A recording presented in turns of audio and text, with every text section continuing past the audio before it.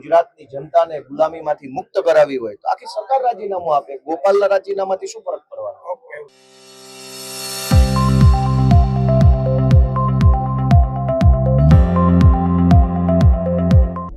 નમસ્કાર, આપ જોઈ રહ્યા છો હોટલાઇન ન્યૂઝ અને હું છું આપની સાથે તૌફિક ગાંચી. એક સમયે આજ ગુજરાત વિધાનસભાની સીડી પર બેસી આ ધારાસભ્ય ગોપાલ ઇટાલિયાએ પોતાનો વિરોધ દર્શાવ્યો હતો, આક્રોશ વ્યક્ત કર્યો હતો અને આજે એ જ વિધાનસભામાં તે ધારાસભ્ય બનીને આવ્યા છે અને ગુજરાત વિધાનસભાના અધ્યક્ષ શંકર ચૌધરીના પાસે તેમણે શપથ પણ ગ્રહણ કર્યા છે. ગોપાલ ઇટાલિયા જ્યારે અહીંયા આવી પહોંચ્યા તે સમયે તેમના સમર્થકો પણ હાજર હતા અને તેમણે ભૂતકાળમાં ગૃહ રાજ્યમંત્રી જે હતા તેમના પર જે પ્રકારે જૂતું ફેંક્યું હતું તેમનો આક્રોશ દર્શાવ્યો હતો અને ત્યાર પછી કાંતિ અમૃતિયા પણ 2 દિવસ પહેલા આવ્યા હતા અને તેમના રાજીનામા મામલે જે પડકાર ફેંક્યો હતો ત્યારથી આ વિધાનસભા છે તે ગોપાલ ઇટાલિયા માટે ચર્ચાનું કેન્દ્ર બની છે અને ગોપાલ ઇટાલિયા આજે ગુજરાત વિધાનસભા આવ્યા છે. તેમણે શપથ લીધા છે અને જે પ્રકારે શપથ લીધા છે અને ભૂતકાળની ઘટનાઓને પણ તેમણે વાગોળી છે. ગોપાલ ઇટાલિયા મામલે શું કહ્યું છે તે આપ સાંભળો. આજે એક ઐતિહાસિક દિવસ છે. આજે ગુજરાતભરના લોકો આ ઐતિહાસિક ઘટનાક્રમને કુતૂહલતાથી, જિજ્ઞાસાથી અને ઉત્સુકતાથી જોઈ રહ્યા છે. જાણે કે ગુજરાતમાં બહુ મોટી ક્રાંતિ થઈ હોય, પરિવર્તન આવ્યું હોય, એટલા હરખ અને એટલી ઉર્જા સાથે ગુજરાતભરના લોકો આજના કાર્યક્રમને જોઈ રહ્યા છે. એટલા માટે આજનો દિવસ અત્યંત ઐતિહાસિક દિવસ છે. આ ઐતિહાસિક દિવસ નિમિત્તે હું સૌપ્રથમ ભારતના બંધારણના મહાન રચયિતા ડોક્ટર બાબા સાહેબ આંબેડકરને યાદ કરું છું કે એક તરફ વિશાળ સત્તા મને અને વિસાવદરના ખેડૂતોને હરાવવા માટે કામે લાગી હતી, પરંતુ સંવિધાનની તાકાતથી, સંવિધાને આપેલા મત આપવાના અધિકારની તાકાતથી મારા જેવો સાધારણ પરિવારમાંથી આવતો ગામડાનો એક જુવાનિયો, એક ખેડૂત પુત્ર આજે ચૂંટણી જીત્યો છે. એ તાકાત સંવિધાનની છે, બાબા સાહેબ આંબેડકરે આપેલા બંધારણ અને લોકતંત્રની તાકાત છે. હું વિસાવદર, ભેસાણ અને જુનાગઢ ગ્રામ્ય મત વિસ્તારના ધારાસભ્ય તરીકે આજે શપથ લીધા છે ત્યારે ગુજરાતના પનોતા પુત્ર, ધરતી પુત્ર, ખેડૂત પુત્ર, ખેડૂતોના મસીહા સ્વર્ગસ્થ કેશુબાપા પટેલને આજે હું યાદ કરું છું.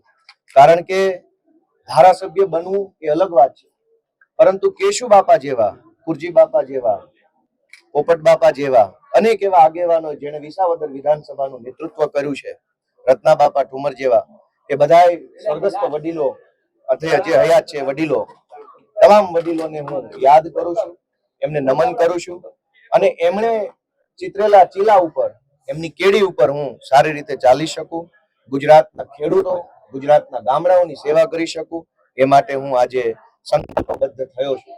દોસ્તો, આજે આ શપથ વિધિ જે છે એ માત્ર એક ધારાસભ્ય તરીકેના શપથ નથી.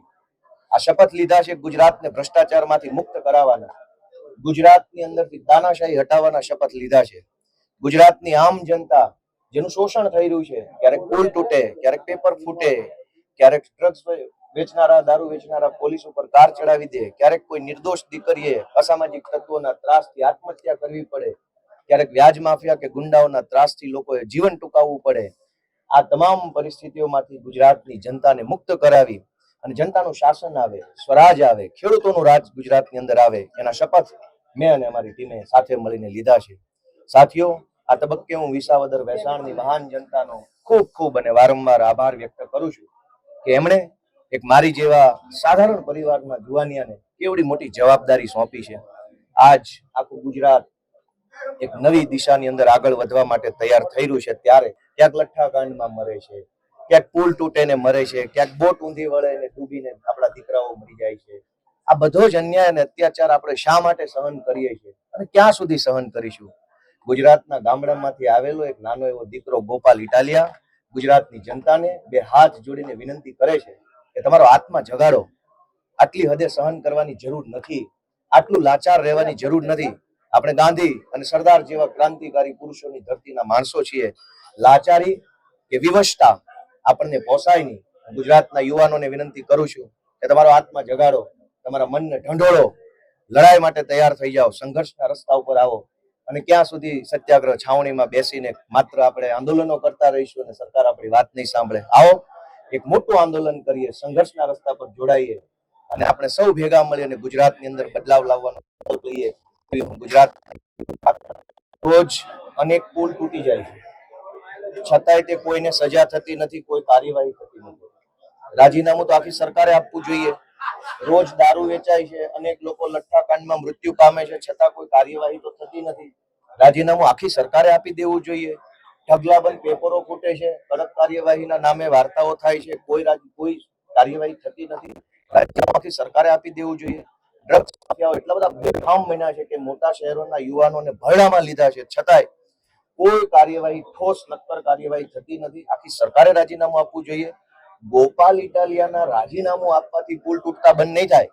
ગોપાલ ઇટાલિયાનું રાજીનામું આપવાથી ડ્રગ્સ વેચાતું બંધ નહીં થાય. ગોપાલ ઇટાલિયા રાજીનામું આપશે તો પેપર ફૂટતા બંધ નહીં થાય. આખી સરકાર રાજીનામું આપશે ત્યારે જ ગુજરાતની જનતાને સોનાનો સૂરજ ઉગશે, ત્યારે જ પેપર ફૂટતા બંધ થશે, બ્રિજ તૂટતા બંધ થશે, નિર્દોષ દીકરીઓને રંજાડતા ગુંડાઓ ત્યારે જ કાબુમાં આવશે જ્યારે આખી સરકાર રાજીનામું આપશે. તો હું તો વિનંતી કરું છું કે ગુજરાતને સુખી કરવું હોય, ગુજરાતની જનતાને ગુલામીમાંથી મુક્ત કરાવી હોય તો આખી સરકાર રાજીનામું આપે. ગોપાલના રાજીનામાથી શું ફરક પડવાનો? આમ ગોપાલ ઇટાલિયા જે પ્રકારે કાંતિ અમૃતિયાએ પણ પડકાર ફેંક્યો હતો તે મામલે પણ આજ વિધાનસભામાં જવાબ આપ્યો છે કે ગોપાલ ઇટાલિયાના રાજીનામાથી કોઈ ફરક નથી પડતો, પરંતુ ગુજરાતમાં જે પ્રકારે દુર્ઘટનાઓ બની રહી છે તે જોતા ધારાસભ્ય જે રાજીનામું આપવું જોઈએ, ફેર ચૂંટણી કરવી જોઈએ અને ગુજરાતના યુવાનો પર પણ તેમણે જાગૃત થવા માટે અપીલ કરી છે.